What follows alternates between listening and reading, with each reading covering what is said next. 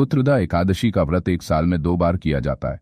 जो दंपत्ति कपल संतान सुख पाना चाहते हैं और जो अपनी संतान के सुखद स्वस्थ जीवन की कामना करते हैं, उन्हें पुत्रदा एकादशी का व्रत खास तौर पर करना चाहिए। प्राचीन समय में भद्रावती नगरी में सुकेतुमान नाम का एक राजा राज्य करता था। उसकी कोई संतान नहीं थी। उसकी पत्नी का नाम शैव्या था। उस पुत्रहीन राजा के मन में इस बात की बड़ी चिंता थी कि उसके बाद उसे और उसके पूर्वजों को कौन पिंडदान देगा। एक दिन वह घोड़े पर सवार होकर वन को चल दिया। कुछ दूर जाने पर उसे एक सरोवर मिला। सरोवर के किनारे बैठे हुए ऋषियों को प्रणाम करके उनके सामने बैठ गया।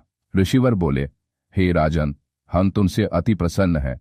तुम्हारी जो इच्छा है हमसे कहो। राजा ने प्रश्न किया, हे विप्रो, आप कौन हैं और किस लिए यहाँ रह रहे हैं?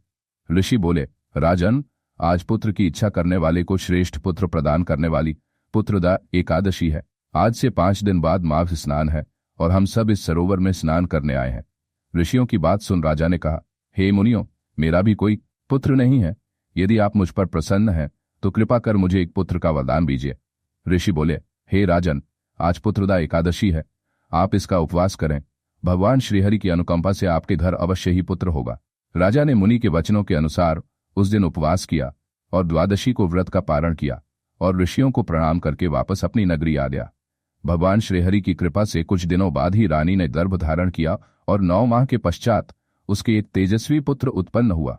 यह राजकुमार बड़ा होने पर अत्यंत वीर, धनवान, यशस्वी और प्रजापालक बना। हे श्रीहरि, जिस तरह एक निसंतान दंपत्ति को संतान सुख की प्राप्ति हुई, इसी तरह संसार में हर प्राणी को माता पिता बनने का सौभाग्य प्राप्त हो। एकादशी व्रत सूर्योदय से अगले दिन सूर्योदय तक किया जाता है। ये निराहार या जलाहार भी रखा जाता है। इस व्रत में रात्रि जागरण किया जाता है। इससे श्रीहरि प्रसन्न होते हैं। अगर आपको ये जानकारी अच्छी लगी हो तो सब्सक्राइब करना न भूलिएगा। ओम श्री भक्ति के YouTube चैनल